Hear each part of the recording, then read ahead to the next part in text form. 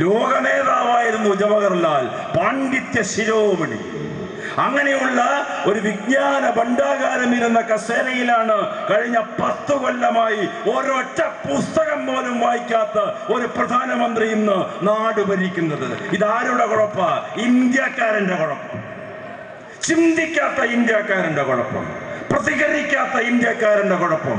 മഹാത്മാഗാന്ധി എപ്പോഴും പറയുന്ന ഒരു വാചകമുണ്ട്: ഒരു രാഷ്ട്രത്തിലെ ജനത എങ്ങനെ ചിന്തിക്കുന്നുവോ അതേപോലെയുള്ളൊരു നേതാവിനെ അവർക്ക് ലഭിക്കുകയുള്ളൂ എന്ന്. ഇപ്പൊ ഏതാണ്ട് ശരിയായില്ലേ?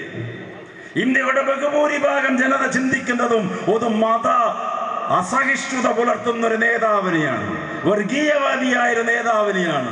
ഗാന്ധിജിയുടെ വചനം മുൻ American president John F Kennedy ഇടയ്ക്കിടയ്ക്ക് ഉദ്ധരിക്കും, ഇതേ വചനം പല ഘട്ടങ്ങളിലും. അപ്പൊ ഇന്ത്യ ഇന്ന് നിലനിൽക്കുന്നത് വിഭജനത്തിന്റെ മനസ്സുകളിലാണ്. വർഗീയതയുടെ വിഷമാണ് എല്ലായിടത്തും. അതിന് രാമനെ കരുവാക്കുന്നു, പല ദൈവങ്ങളെയും കരുവാക്കുന്നു.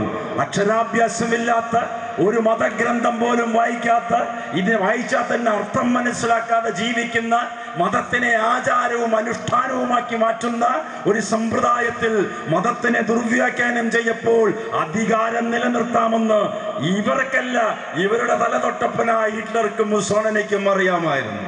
ചോദ്യം ചോദിക്കാൻ അനുവദിക്കുകയില്ല. കാരണം ചോദ്യത്തിന് അവർക്ക് ഉത്തരമില്ല. ചോദ്യം ചോദിക്കുന്നവന്റെ തല അറുത്തു മാറ്റും, അവന്റെ ജീവന് എടുത്തു മാറ്റും. ഗൗരി ലങ്കേഷ്, കൽബുർഗി, ഗോവിന്ദ് ബൻസാരെ, ഇതൊക്കെ നമ്മുടെ മുന്നിലുള്ള സ്മരണകളാണ്. എന്നാൽ ഇന്ത്യൻ ജനാധിപത്യത്തെ വീണ്ടെടുക്കാൻ, ഇന്ത്യയുടെ യഥാർത്ഥ ദേശീയതയെ തിരിച്ചു പിടിക്കാൻ, ഇന്ത്യയെ, നെഹ്റുവിന്റെ ഇന്ത്യയെ, ഗാന്ധിജിയുടെ ഇന്ത്യയെ, പൂർവ്വകാല കമ്മ്യൂണിസ്റ്റ് നേതാക്കൾ ജീവൻ ബലികഴിച്ചുകൊണ്ട് സാമ്രാജ്യത്വത്തിനും ഭൂജന്മിത്വത്തിനും മുതലാളിത്ത